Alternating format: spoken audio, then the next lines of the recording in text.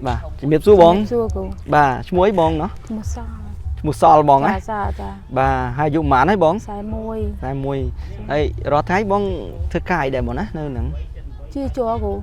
một chỉ có một bò chia cho là bóng đó bà những phum nó khai phum mấy nó bóng nó phum của viên rồi hay sốc này muốn khai thơm bông không mồm á bông bà nó cái bóng vì muốn bong squat mà sao dân sấn thì bong miền Nam ra ấy nó không luôn bong chui đi bọt tỉnh mới bong á nhưng miền Nam ra đi ra chui chỉ cung chui cho ăn không sẽ dục đập về nhom đêm thứ năm tháng tới cô bắt thế nào cô bà chẳng cái pi chui cho ăn không chui cho cung bong miền ấy tiết thế nó không luôn bong chẳng bong chui sập cô đi chia cái bè của viên của mong nôm chia score chia dây cô lang axitได้บองlang axit ให้តម្រង់នោមតែเนาะ ចា បាទ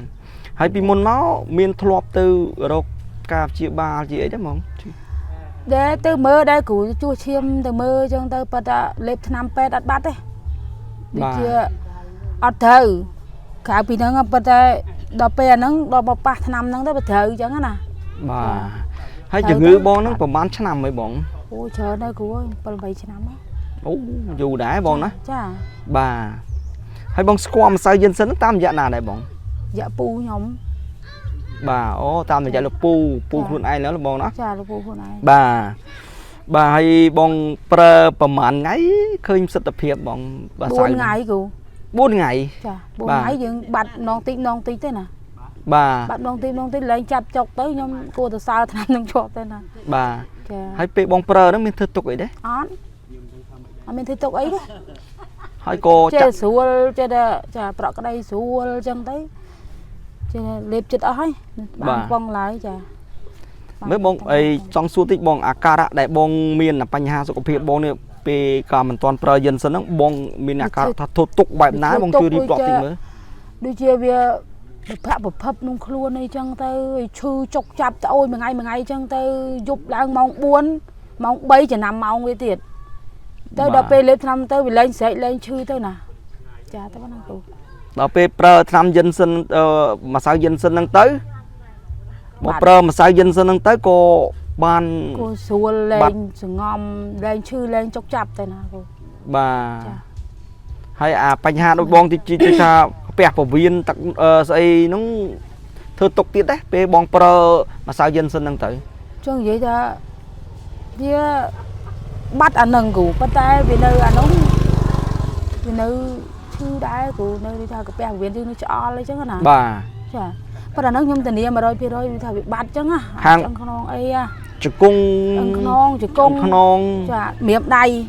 អាឈឺតាមកញ្ញោដៃហ្នឹងហើយបាត់ហើយគ្រូអើយបាត់ហើយចាវាស្រាលងើបទៅវាស្រាលខ្លួនមុនងើបទៅធ្ងន់កដុកទៅវិញបាទហៅអីតោងបាទដល់អីតោងដល់ពេលលេបថ្នាំហ្នឹងបាច់តោងទេ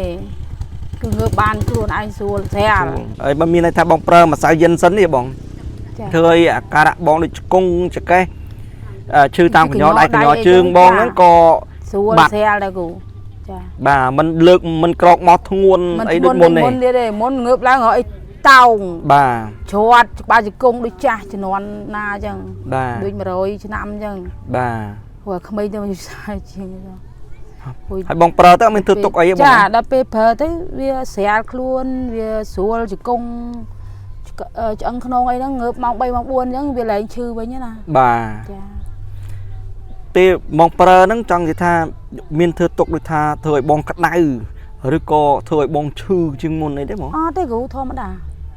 ទេបងណាអត់មានបញ្ហាអីទេខ្ញុំចេះតែលេបទេចេះតែបាត់នងទីទេណាបាទចាស្រួលតាមខ្ញុំប្រាប់ហ្នឹងណាបាទចាហើយបងប្រើអស់ប្រហែលកំប៉ុងមកកំប៉ុងមិនទាន់អស់បងតែអស់មកកំប៉ុងមិនទាន់អស់ទៀតចានៅប្រហែល3ថ្ងៃទៀតនោះបាទហើយបងប្រើអស់ប៉ុណ្ណឹងបងគិតថាអាការៈបងហ្នឹងអាច